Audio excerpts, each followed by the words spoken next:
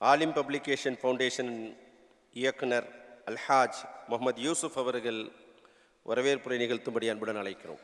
அஸ்ஸலாமு அலைக்கும் வரஹ்மத்துல்லாஹி தஆலா வரகாத்துஹு. நஹ்மதுஹு வ நுஸல்லி அலா ரசூலில் கரீம்.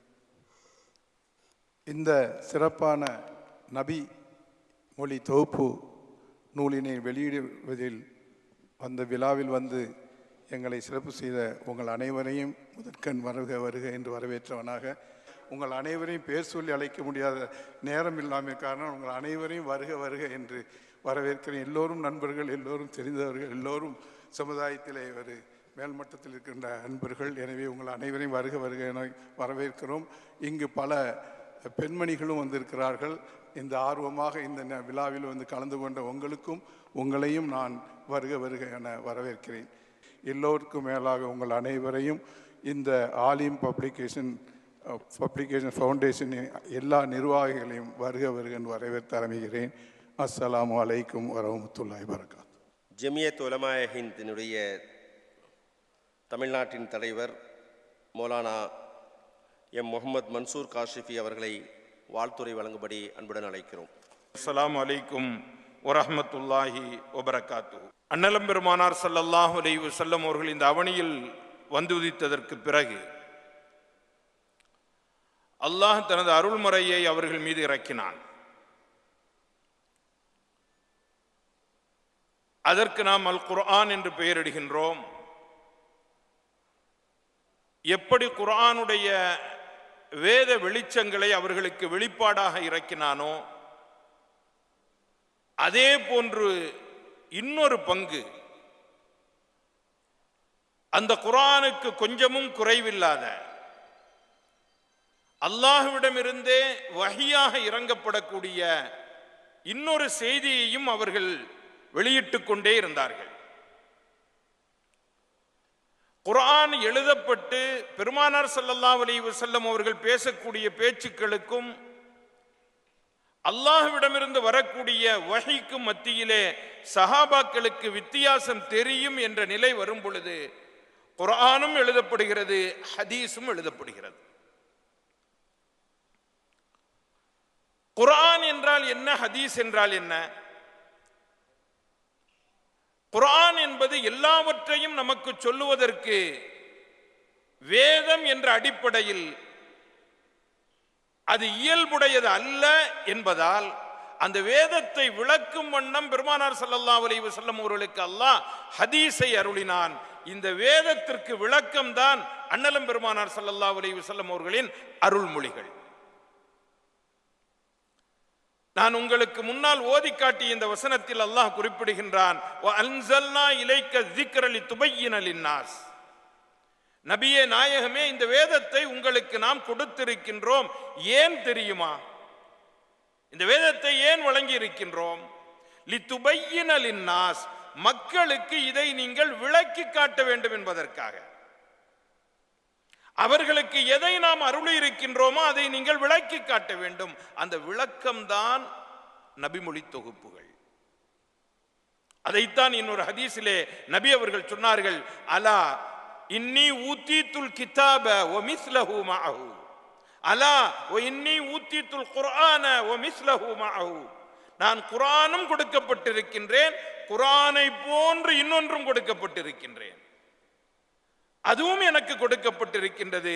இரண்டும் வேத வெளிப்பாடுகள் தான். ஒன்று வஹ்யுன் மத்லூவுன், இது ஓதப்படக்கூடிய வேதம். இன்னொன்று வஹ்யுன் கைரு மத்லூவின், இன்னொன்று ஓதப்படாத நபி அவர்களுக்கு இறங்கிய நபிமொழிகள். இவ்விரண்டுக்கு மத்தியிலே எப்படிப்பட்ட உறவுகள் இருக்கும் என்றால் பிரிக்க முடியாத அளவிற்கு இரண்டிற்கும் பிணைப்பு இருக்கும். குர்ஆன் எதையெல்லாம் சொல்கிறதோ அதையெல்லாம் நபிமொழிகள் பேசும். குர்ஆன் எதையெல்லாம் மூடலாக சொல்கிறதோ அதை விளக்கி பேசும். குர்ஆன் எதையெல்லாம் சாடை மாடையாக சொல்கிறதோ அவைகளை தெளிவாக பேசும். குர்ஆன் எவைகளை சொல்லவில்லையோ அதையும் சேர்த்து பேசும் ஹதீஸ். பேரன்பிற்குரியவர்களே, ஹதீஸ் எவ்வளவு உயர்ந்தது என்பதை நாம் தெரிந்து கொள்ள வேண்டுமானால் இந்த குர்ஆனை விளங்குவதற்கு ஹதீஸ் இல்லாமல் முடியாது. தொழுகையை சொல்லும், எப்படி தொழுவது என்று இல்லை. ஜக்காத்தை சொல்லும், எவ்வளவு ஜக்காத் கொடுப்பது என்று இல்லை.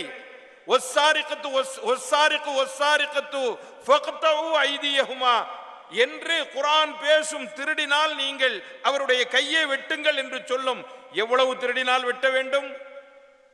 கை முழுவதையும் வெட்ட வேண்டுமா? கொஞ்சம் வெட்ட வேண்டுமா? இரண்டாவது திருடினால் கையை வெட்ட வேண்டுமா? காலை வெட்ட வேண்டுமா? மூன்றாவது திருடினால் என்ன செய்வது? நான்காவது முறையும் அவன் திருடி விட்டால் என்ன செய்வது? இல்லை இதே வேலையை ஐந்தாவது முறை செய்தால் என்ன செய்வது? ஹதீஸ் பேசும். ஹதீஸ் இல்லாமல் குர்ஆனை விளங்க முடியாது. ஹதீஸ் தான் குர்ஆனுக்கு விளக்க உரையாக இருக்கும்.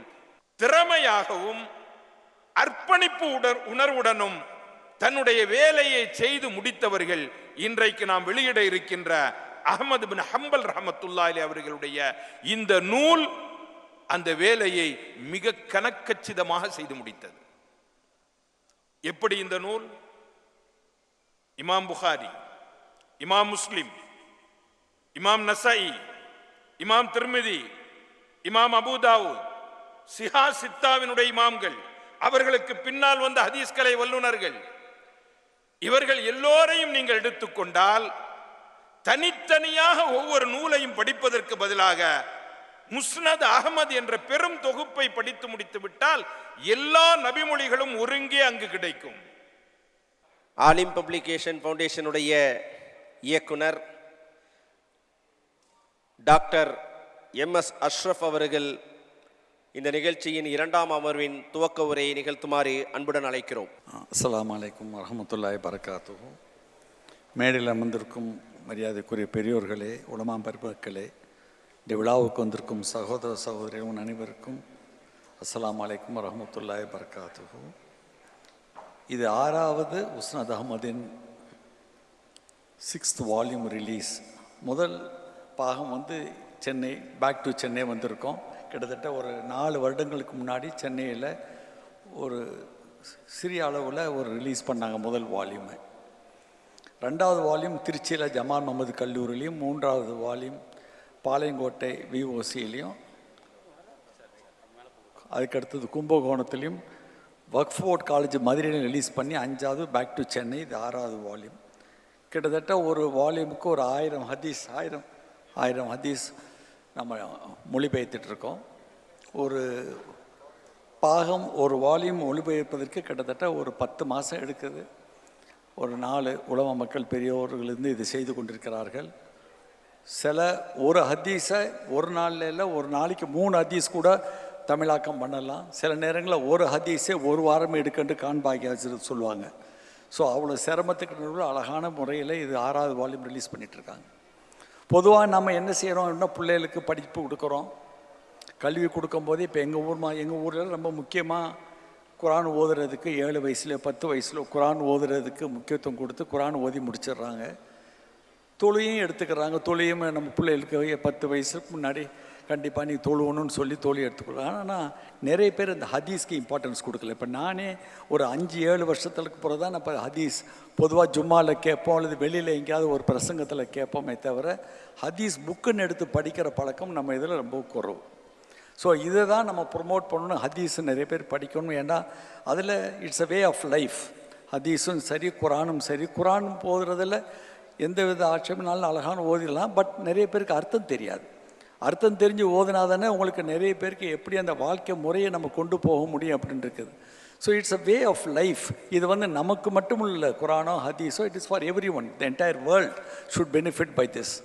ஏன்னா ஒரு வியாபாரம் பண்ணுறது எப்படி, ஒரு மருத்துவம் செய்வது எப்படி, எல்லாமே இதில் இருக்குது. நம்ம ஹதீஸ் படிக்கும்போது நம்ம பிள்ளைகளுக்கு குர்ஆன் தொழியோடு சேர்ந்து ஹதீஸும் படிக்கும்போது நிச்சயமாக ஒரு நல்ல முஸ்லீமாக வாழ்வதற்கு, மற்றவங்களுக்கு எடுத்து சொல்வதற்கு வழிகாட்ட இருக்கும் என்று சொல்லிக்கொண்டு இந்த முயற்சியை நம்ம கான் பாகிவே தலைமையில் யூசுப், அப்துல்லா பாய், ஹைதர் எல்லாரும் சேர்ந்து முயற்சி எடுத்துகிட்டு இருக்காங்க. இப்னு சவுத் காக்கா, நம்ம அவ்வளோ பேரும் இதில் எடுத்துகிற முயற்சியை நம்ம பாராட்டணும். அதுக்கு ஊக்குவிக்கணும். ஊக்குவிக்கிறதுக்கு நமக்கு நல்லா தெரியுது. 10 மாதம் டிரான்ஸ்லேஷன் மட்டும் நமக்கு செலவு இல்லை. டிரான்ஸ்லேஷன் இந்த புக்கு போடுறது செலவில்லை. இந்த 10 மாதம் எடுக்கிற முயற்சி தான் செலவு. இது 24,000 ஹதீஸ் இருக்குது. அதனால் 24 வால்யூம் ரிலீஸ் பண்ணுறோம். நம்ம எல்லாத்தாலும் நாம் செய்வோம். நம்ம பிள்ளைகளுக்கு இது எடுத்து சொல்லும் என்று சொல்லிக்கொண்டு இந்த முயற்சியை பாராட்டி இன்னும் மென்மேலும் இந்த முயற்சிக்கு நாம் ஊக்குவிக்கணும்னு சொல்லிக்கொண்டு விடைபெறுகிறேன். அஸ்ஸலாமு அலைக்கும் வரஹ்மத்துல்லாஹி பரக்காத்துஹு.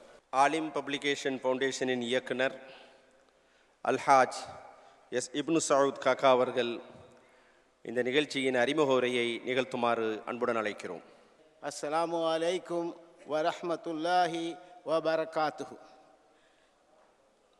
அல்ஹம்துலில்லாஹ் அல்ஹம்துலில்லாஹ் அல்ஹம்துலில்லாஹ். இன்றைக்கு முஸ்னத் அகமதுனுடைய 6வது பாகம் வெளியீட்டு விழா புதுக்கல்லூரி ஆணைக்கார் அப்துல் சுக்கூர் ஆடிட்டோரியத்தில் சிறப்பாக நடந்து கொண்டிருக்கிறது. இந்த வெளியீட்டு விழா, அதாவது மொழிபெயர்ப்பு என்பது மிக முக்கியமான ஒரு துறை. மொழிபெயர்ப்பின் மூலமாக தான் ஒரு பிராந்தியத்தினுடைய அறிவு கலவரங்கள் மற்ற பிராந்தியத்துக்கு போகும். நீங்கள் எல்லாரும் கேள்விப்பட்டிருப்பீங்க, யூரோப் இருண்ட கண்டமாக இருக்கும்போது அன்றைக்கு அரேபியாவில் இருந்த அறிவுஜீவிகள் அவர்கள் செய்த ரிசர்ச், அந்த புக்கெல்லாம் வந்து கிரேக்க மொழியிலையும் ஆங்கில மொழியிலும் மொழிபெயர்க்கப்பட்டு அது பின்னாடி இப்போ இன்றைக்கு உள்ள மாடர்ன் சயின்ஸுக்கே அதுதான் பேசிஸாக இருக்குது. இப்போ அந்த அளவுக்கு அறிவு கழுவங்கள் அரபு நாட்டில் இருந்துச்சு, அரபு மொழியில் இருந்துச்சு. அதே அடிப்படையில் தான் இஸ்லாத்தினுடைய மூல கிரந்தங்களான குரானும் ஹதீஸும் அரபியில் தான் இருக்குது. அப்போ இதை வந்து தமிழ் உலகுக்கு கொண்டு வரணும். ஏன்னு சொன்னால் குரானை ஓதுனா நன்மை இருக்குது, ஆனால் அதை அர்த்தம் புரியாமல் ஓதுனா எந்த பிரயோஜனமும் இல்லை. அல்லாஹ் குரானில் சொல்கிறான், ஹுதன் லில் நாஸ், இது மனிதர்களுக்கு வழிகாட்டு. எப்போ வழிகாட்டும்? நம்ம அதை அர்த்தம் புரிஞ்சு ஓதுனா தான் வழிகாட்டும். அந்த அடிப்படையில் ஆக்கா அப்துல் சமத் அவர்கள் இந்த கல்லூரியின் தலைவராக இருந்தவங்க, அவங்களுடைய ஃபாதர் அப்துல் ஹமீத் பாக்கவி அவர்கள் முதலாக குரானை வந்து தமிழில் டிரான்ஸ்லேட் பண்ணுறதுக்கு முயற்சி எடுத்தாங்க. அந்த நேரத்தில் பெரிய எதிர்ப்பு இருந்துச்சு. என்ன சொன்னாங்கன்னு சொன்னால், அரபி மொழியை தமிழில் டிரான்ஸ்லேட் பண்ணவே முடியாது, அதனுடைய கருத்து செறிவு வராது அப்படிங்கக்கூடிய அளவில் அவங்களுக்கு பெரிய எதிர்ப்பு இருந்துச்சு. அந்த எதிர்ப்பெல்லாம் அவர்கள் சமாளித்து அதை சிறப்பாக அந்த டிரான்ஸ்லேஷனை கொண்டு வந்தாங்க. அந்த டைமில் இருந்த ஹைதராபாத் நிசாம், இங்கே உள்ள பெரிய புலவர்கள்லாம் அவர்களுக்கு உதவியாக இருந்தாங்க. அதுதான் இன்றைக்கும் ஒரு அத்தன்டிக் டிரான்ஸ்லேஷனாக இன்றைக்கு தமிழ் மக்கள் மத்தியில் பேசப்படுகிறது. ஸோ குரானுக்கு அடுத்தபடியாக வருவது ஹதீஸ். டிரான்ஸ்லேஷன் டீம் முகமது கான் பாக்கவி அவங்களுடைய தலைமையில் இருந்த டீம் எங்களை அணுகுனாங்க. இதை எப்படியாவது நம்ம என்ன செய்யணும், தமிழ் ஊரும் நல்லுணர்வுக்கு கொண்டு வரணும், இதற்குள்ள ஏற்பாடுகளை செய்யணும் என்று எங்களை அணுகிய போது எங்களுடைய நண்பர்கள், நான் ப்ரொஃபஷனல் கூரியர் மீரான், அதுக்கப்புறம் அன்வர் ரஃபியா அஜியார், அப்புறம் யூசுப் இவர் தம்பி தான், எனக்கு காக்கா இல்லை, யூசுப் தம்பி. ஆனால் மற்றபடி அகமது சுலைமான், நம்ம டாக்டர் அஷ்ரஃப், இவங்க எல்லாருமே சேர்ந்து நம்ம என்ன செஞ்சோம், ஒரு ஆலிம் பப்ளிகேஷன் ஃபவுண்டேஷனுங்கிற ஒரு நிறுவனத்தை உருவாக்கினோம். அந்த அடிப்படையில் இன்றைக்கு அல்ஹம்துலில்லாஹ் இன்றைக்கு வந்து ஒரு 5 வால்யூம் ஏற்கனவே வெளியிட்டுட்டோம். இன்றைக்கு 6வது வால்யூமில் இருக்கிறோம். இப்போ டாக்டர் அஷ்ரஃப் தான் சொன்னாங்க, இந்த அவங்க வந்து 2வது சேரும்போது என்ன சொன்னாங்கன்னு சொன்னால், இதை ஒரே இடத்துல வெளியிடக்கூடாது, ஒவ்வொரு ஊர்லேயாக போய் வெளியிடணும், அப்போ தான் இது மக்கள்கிட்ட போய் சேரும். அவங்களுடைய ஆலோசனை சரியான ஆலோசனை. இப்போ இன்றைக்கு அல்ஹம்துலில்லாஹ் முதல் வால்யூமை ஜாவித் பள்ளியாசில் வெளியிட்டோம். அதுக்கு அடுத்தாத வால்யூமை நம்ம டாக்டர் அஷ்ரஃப் அவருடைய முயற்சினால் நம்ம என்ன செஞ்சோம், திருச்சி ஜமால் முகமது காலேஜில் வெளியிட்டோம். அப்புறம் 3வது வால்யூமை நம்மளுடைய மௌலானா அப்துல் ஹமீத் அவர்கள் இங்கே இருக்கிறாங்க, அவர்களுடைய முயற்சியில் திருநெல்வேலியில் வெளியிட்டோம். அதற்கு அடுத்து கும்பகோணத்தில் ரஃபி அவர்கள் இங்கே கிஸ்வா அமைப்பிலேருந்து இருந்தாங்க, அவங்க வந்து 4வது வால்யூமை கும்பகோணத்தில் ஏற்பாடு செஞ்சாங்க. அதற்கு அடுத்தாப்பில் 5வது வால்யூமை மதுரையில் நம்ம என்ன செஞ்சோம், வெளியிட்டோம். இதன் அடிப்படை என்ன என்றால், இந்த மக்கள் இந்த ஹதீஸ் தொகுப்பு வந்து எல்லாத்துலேயுமே சேரணும், எல்லா மக்களுக்கும் கிடைக்கணும். ஸோ ஒவ்வொரு இடத்துல நம்ம அதாவது வெளியீட்டு விழா வைக்கும்போது அங்கே உள்ளவங்களுக்கு அது பிரகலமாகிறது. அதே நேரத்தில் இதற்குரிய பெரிய பொருட்செலவு இருக்குது.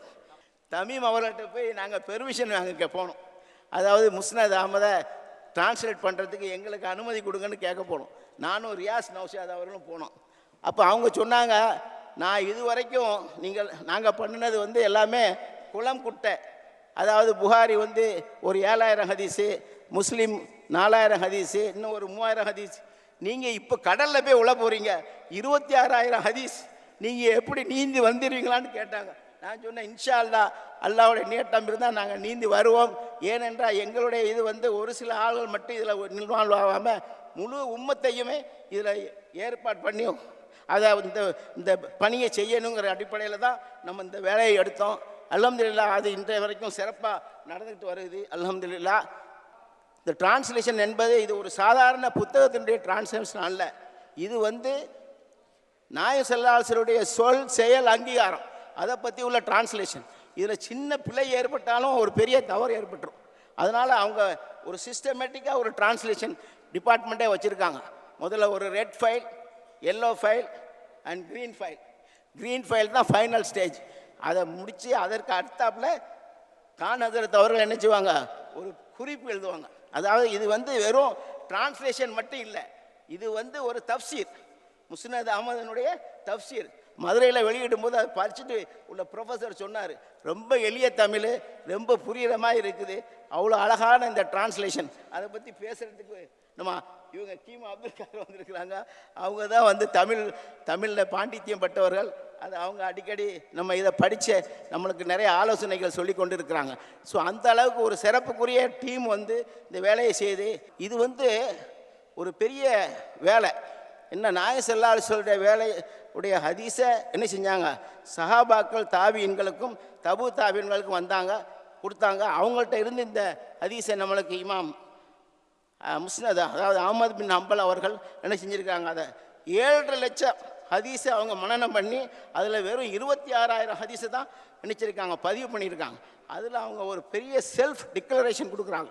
நீங்கள் ஹதீஸ் என்று எதையாவது தேடி அது இந்த ஹதீஸில் என்னுடைய ஹதீஸில் இல்லை என்றால் அது ஹதீஸே இல்லை எங்கக்கூடிய ஒரு செல்ஃப் டெக்ளரேஷன். இப்போ அந்த அளவுக்கு இது ஒரு முக்கியமான ஹதீஸு.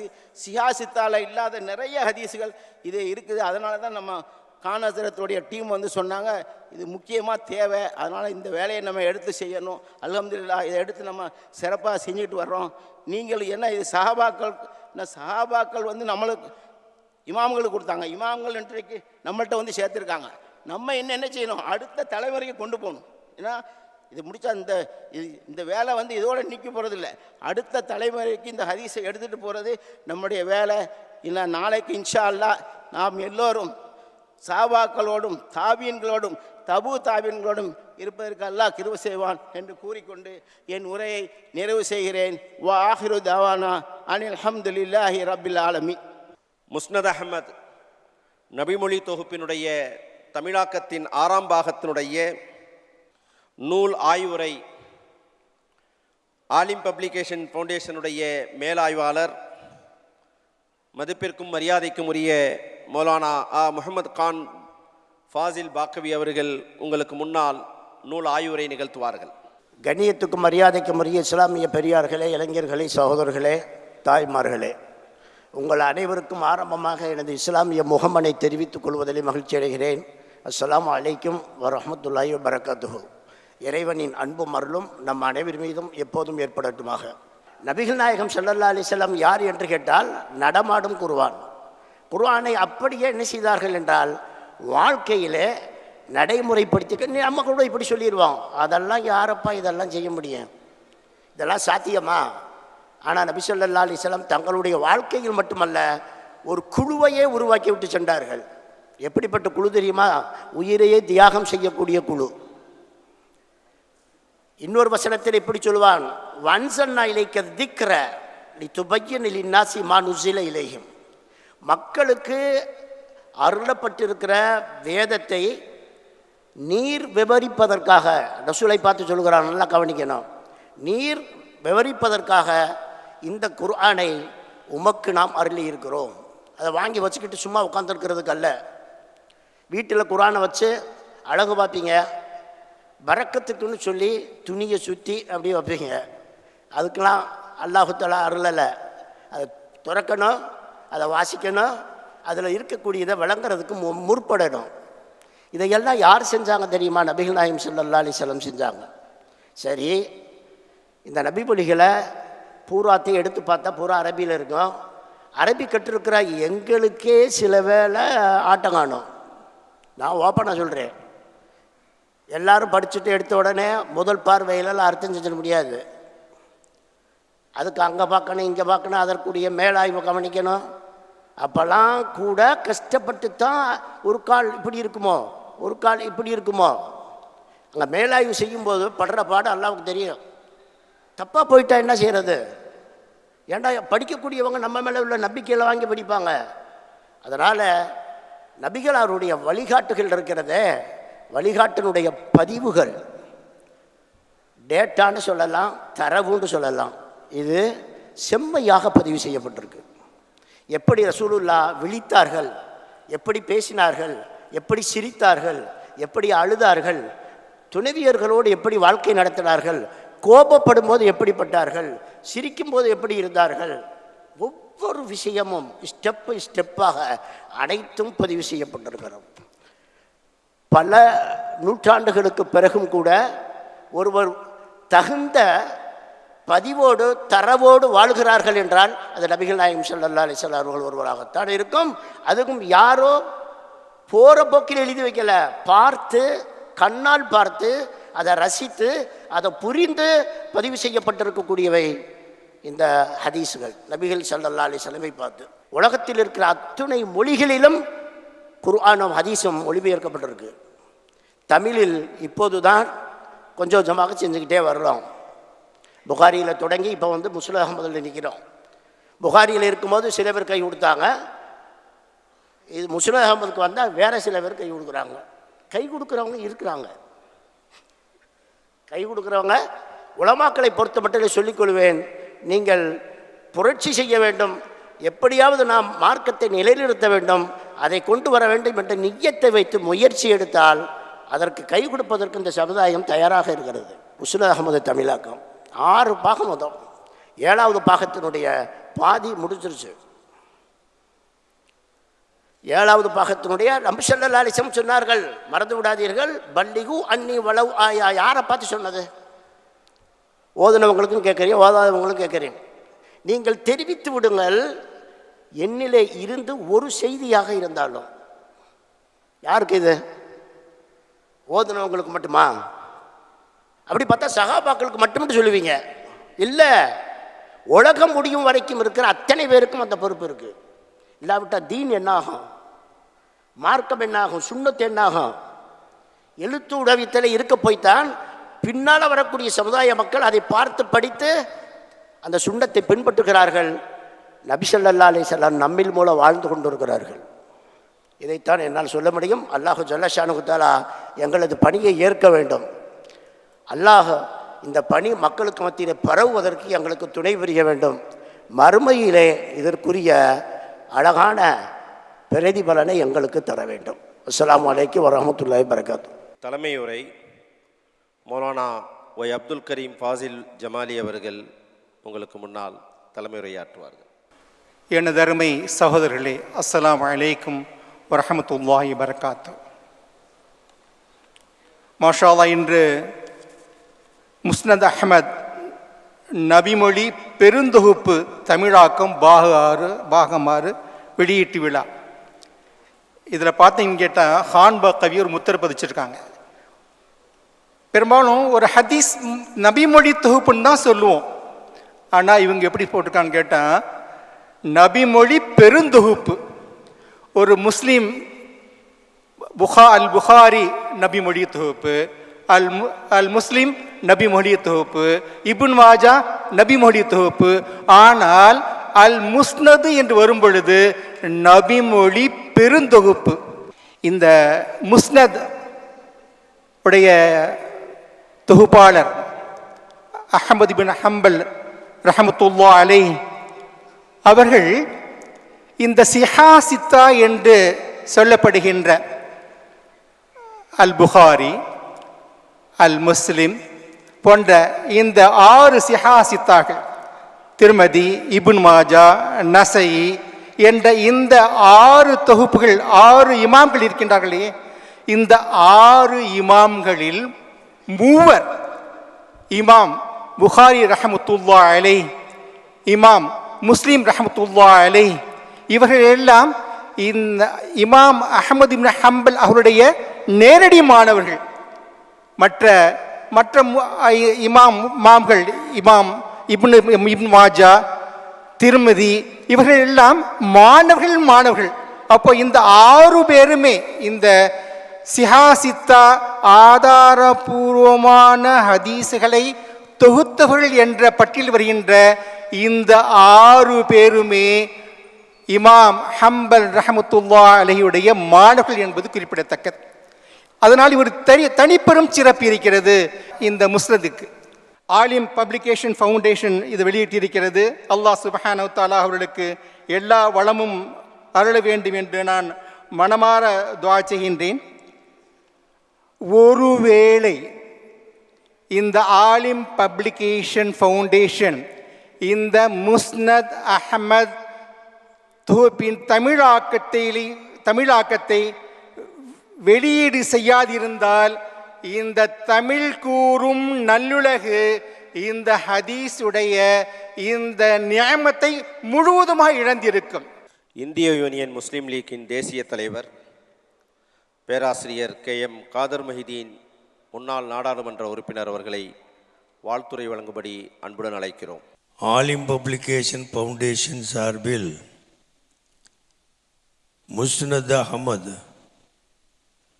என்னும் நபிமொழி பெருந்தொகுப்பு தமிழாக்கம் செய்து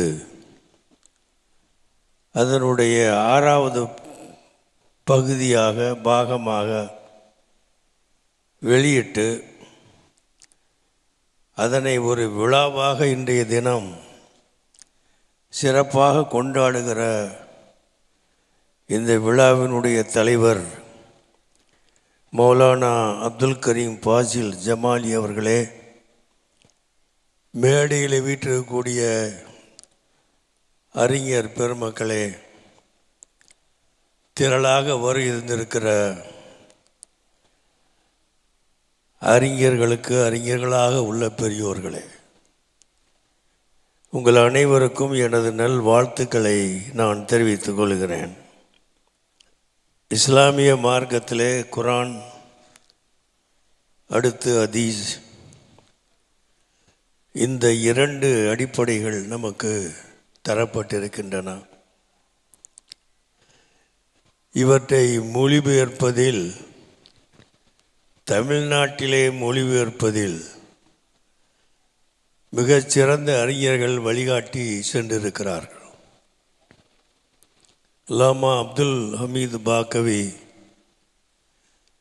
முகமது அப்துல் காதர் மௌலானா போன்ற பெரியவர்கள் குரானுக்கு மொழிபெயர்ப்பு செய்து மக்களிடத்திலே பரப்பினார். ஹதீஸ் தொகுப்புகளை அந்த காலத்தில் முஸ்லிம் புலவர்கள் தங்களுடைய கவிதைகளின் மூலமாக மக்களுக்கு தெரிவித்து வந்த காலம். ஹதீஸ் குரானின் அடிப்படையை அரபு தமிழ் என்று ஆக்கி மக்களுக்கு சொன்ன ஒரு காலம். பிறகு குரானை போலவே ஹதீஸ்களையும் மொழிபெயர்க்கக்கூடிய ஒரு கலையை தமிழகத்தில் மிக சிறப்பாக ஆலிம் பெருமக்கள் தொடர்ந்து நடத்தி கொண்டு இந்த விழாவான ஏற்பாடு இன்று செய்திருக்கிறார். இந்த நூல் 6வது பகுதி முஸ்னத் அஹ்மத். இந்த நூலை படிக்கிறவர்கள் தனிப்பட்ட முறையிலே தமது குடும்பத்திலும் படித்து கொள்ளலாம், பள்ளிவாசல்களுக்கு வாங்கி கொடுத்து அங்கேயும் படிக்க செய்யலாம், பள்ளி கல்லூரி நூலகங்களிலே வைத்து படிக்குமாறு செய்யலாம். அப்படி படிக்க செய்வதுடைய நோக்கம் என்ன என்றால், இஸ்லாத்தை பற்றியும் குரான் ஹதீஸில் என்ன சொல்லப்பட்டிருக்கு என்பதை பற்றியும் நாமும் தெரிந்து கொண்டு மற்றவர்களும் அறியக்கூடிய வகையில் ஒரு ஏற்பாடாக அது அமையும். அந்த அடிப்படையில் இந்த நூலை எல்லாம் பரப்ப வேண்டிய பொறுப்பு நம் அனைவரும் இருக்கிறது. சென்னை காஷிஃபுல் ஹுதா அரபிக் கல்லூரியின் முதல்வர் மரியாதைக்குரிய மௌலானா எம் அப்துல் மஜீத் பாக்கவி அவர்கள் உங்களுக்கு முன்னால் வாழ்த்துரை வழங்குவார்கள். பெருமானார் ஸல்லல்லாஹு அலைஹி வஸல்லம் அவர்களை முழுமையாக பின்பற்றுவதில் தான் இருக்கிறது. அன்னாரின் வாழ்க்கை வரலாறு வார்த்தைகள் பாதுகாக்கப்பட்டதை போன்று வேறு எந்த மனிதரின் வார்த்தைகளும் வரலாறும் பாதுகாக்கப்பட்டது கிடையாது. குர்ஆனை ஒன்று திரட்டிய சஹாபாக்கள் இந்த உம்மத்திற்கு பெரும் சேவையை செய்ததைப் போன்று அவர்களுக்கு பின்னால் வந்த தாபிஈன்கள் அந்த சஹாபாக்களினால் பதிவு செய்யப்பட்ட நபிமொழிகளை ஒன்று திரட்டி இந்த சமுதாயத்திடம் ஒப்படைத்து மிகப்பெரிய அமானித பொறுப்பை நிறைவேற்றியுள்ளார்கள். 1400 ஆண்டுகள் கடந்தும் இந்த மார்க்கம் இவ்வளவு வீரியமாக வீறு நடை போடுவதற்கு இந்த அல் குர்ஆனும் நபிமொழிகளும் தான் மிக பெரும் காரணம் என்பதை நாம் நன்கு தெரிந்திருக்கின்றோம். உண்மையான கல்வி என்றாலே இந்த குர்ஆன் ஹதீஸின் கல்வி மாத்திரம்தான். மற்ற அனைத்து கல்விகளும் இந்த கல்விகளின் துணையாகத்தான் இருக்குமே தவிர அடிப்படையான கல்வியாக இருக்க முடியாது. எனவே இந்த கல்விக்காக பாடுபடக்கூடியவர்கள் உண்மையில் பாக்கியம் பெற்றவர்கள். பெருமானார் ஸல்லல்லாஹு அலைஹி வஸல்லம் அவர்கள் இந்த கல்வியில் ஈடுபடுபவர்களை பல விதங்களில் சிறப்பித்து கூறியுள்ளார்கள். ஒரு ஹதீஸில், யார் என் வார்த்தைகளை கேட்டு அதை மனனமிட்டு அதை அப்படியே சமுதாயத்திடத்தில் ஒப்படைப்பாரோ அவரை அல்லாஹு தாலா செழிப்பாக்கி வைப்பானாக என்று பிரார்த்தனை புரிந்துள்ளார்கள். ஹதீஸ் துறையில் ஈடுபடுவது ஒரு மனிதனுக்கு கிடைத்த மாபெரும் பாக்கியம். இந்திய யூனியன் முஸ்லீம் லீக்கினுடைய பாராளுமன்ற உறுப்பினர் மரியாதைக்குரிய அல்ஹாஜ் கே நவாஸ்கனி அவர்களை உங்கள் முன்னால் இங்கு வந்தவர் வராதவருக்கு எடுத்து சொல்லட்டும். அப்படி 1400 ஆண்டுகளுக்கு முன்பு அண்ணலம் பெருமானார் ஸல்லல்லாஹு அலைஹி வஸல்லம் அவர்கள் வாழ்ந்து வழிகாட்டி சென்ற நெறிமுறையை ஒவ்வொரு இன்றைக்கு 21வது நூற்றாண்டிலும் எத்தி வைக்கக்கூடிய பணியை இந்த ஆலிம் பப்ளிகேஷன் செய்து கொண்டிருக்கின்றது. உள்ளபடியே இன்றைக்கு பெருமானாருடைய வாழ்வியலை இந்த சமூகத்திற்கு தெளிவான முறையில் எடுத்து செல்ல வேண்டிய ஒரு பொறுப்பையும் கடமையும் உணர்ந்து இந்த பணியை செய்யக்கூடிய இந்த நிர்வாக குழு அனைவருக்கும் வாழ்த்து சொல்வதற்காகத்தான் இங்கே வந்திருக்கின்றோம். ஒரு அவசியமான பணியை நீங்கள் செய்து கொண்டிருக்கின்றீர்கள். இதனுடைய மொழிபெயர்ப்பு என்பது பல மற்ற நூல்களை மொழிபெயர்ப்பதைப் போல அவ்வளவு ஒரு எளிதான ஒரு காரியம் அல்ல. அந்த அர்த்தம் மாறாமல், சொற்கள் மாறாமல் அப்படியே மொழிபெயர்க்கக்கூடிய ஒரு சவாலான பணியை இந்த ஆலிம் பப்ளிகேஷன் ஃபவுண்டேஷன் செய்து கொண்டிருக்கின்றீர்கள். உள்ளபடியே உங்களுக்கு நெஞ்சார்ந்த வாழ்த்துக்களை இந்த நேரத்தில் தெரிவித்து கொண்டு, இன்றைக்கு சமூகத்தினுடைய முக்கியமான பிரமுகர்கள் எல்லாம் இங்கே வந்திருக்கின்றீர்கள். பல்வேறு தளங்களிலே பல்வேறு பணிகளை செய்யக்கூடியவர்கள் எல்லாம் இருக்கின்றீர்கள். அத்தனை பணிகளுக்கும் அடிப்படையாக 1400 ஆண்டுகளுக்கு முன்பாக அண்ணலம் பெருமானார் ஸல்லல்லாஹு அலைஹி வஸல்லம் அவர்களுக்கு நமக்கு காட்டி தந்தது தான். நான் புதிதாக எந்த பணியும் செய்வதில்லை. எப்படி இந்த பொது சமூகத்தோடு ஒரு நல்லிணக்கத்தோடு வாழ்வது என்பது பற்றி, எப்படி பிறருக்கு உதவுவது என்பது பற்றி எல்லாம் நமக்கு பெருமானார் வாழ்ந்து வழிகாட்டி சென்ற வழியிலே நம்முடைய வாழ்க்கையை அமைத்து கொள்வதற்கு நிச்சயமாக இது போன்ற நூல்கள் நமக்கு பயனளிக்கும். நிகழ்ச்சியின் நிறைவுரையாக, முத்தாய்ப்புரையாக வாணியம்பாடி இஸ்லாமிய கல்லூரியின் பேராசிரியர்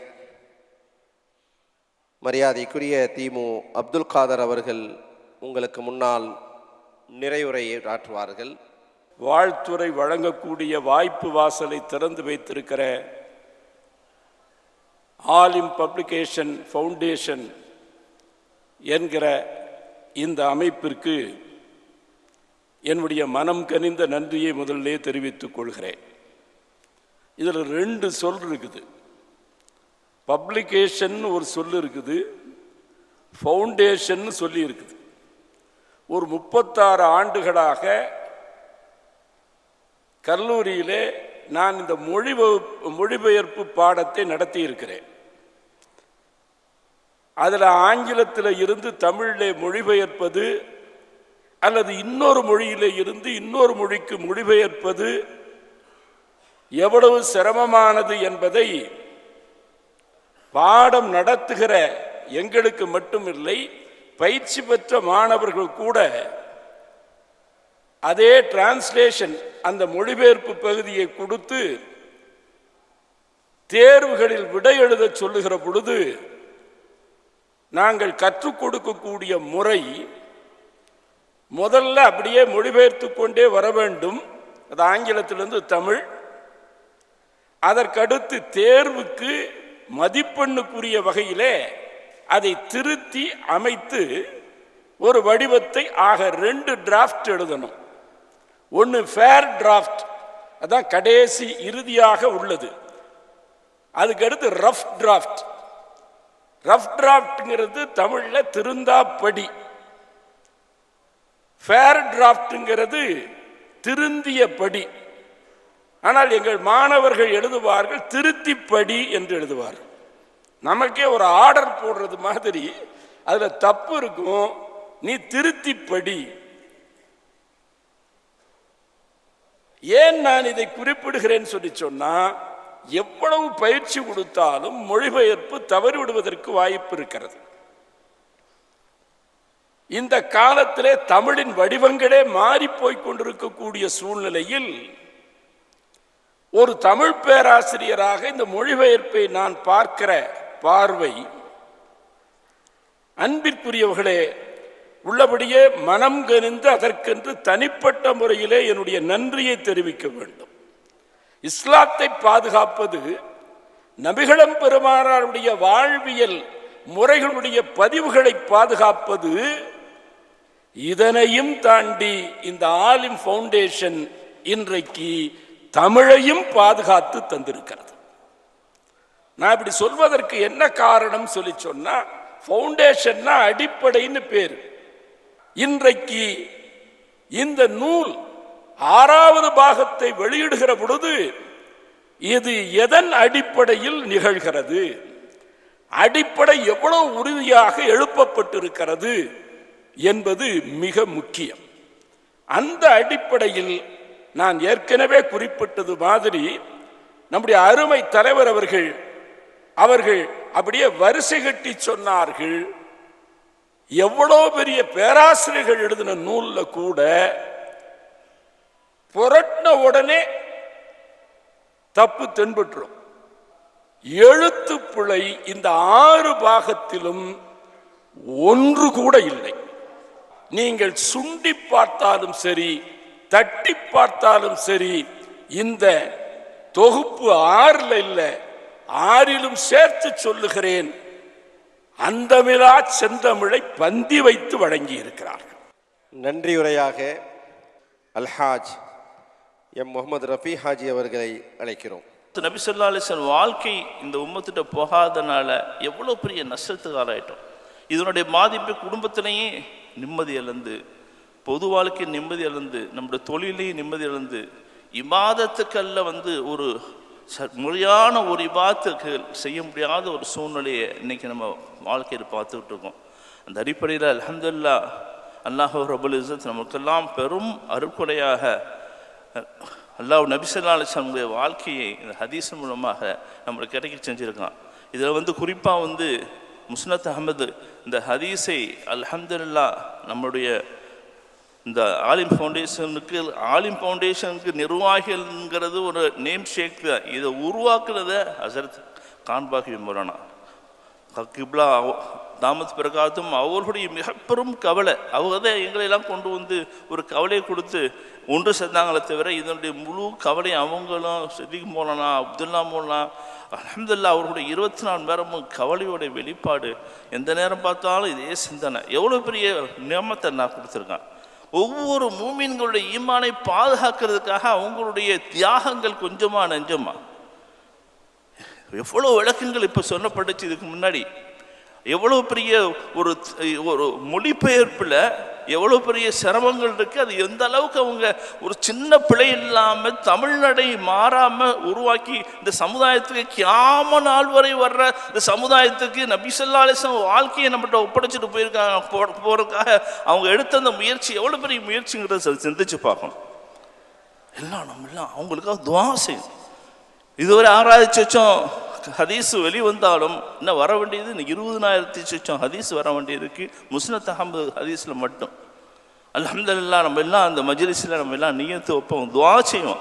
அந்த பெருமக்களுக்கு மௌலானா உலமா பெருந்தகைகளுக்கும் சரி, இந்த நிர்வாக பெருமக்களுக்கும் சரி, அல்லாஹ் தஆலா நீண்ட ஹயாத்தை தந்து நோய் நொடியில்லாத நிறைந்த ஈமானை, நோய் நொடியில்லாத வாழ்க்கையை, ரிசக்கில் அபிவிருத்தியும் தந்து நீண்ட ஹயாத்தை தந்து கடைசி வரையும், கடைசி மூச்சு வரையும் இந்த ஹதீஸ் முழுமையாக அந்த உம்மத்துக்கு கிடைக்கப்பட்டு இன்னும் எந்தெந்த ஹதீஸ் நபி ஸல்லல்லாஹு அலைஹி வஸல்லம் வாழ்க்கையை இந்த உம்மத்துக்கு அவங்க விட்டு செல்லக்கூடிய அல்லாஹ் தௌஃபீக்கை தர வேண்டும் என்று நம்ம எல்லாம் துஆ செய்வோம்.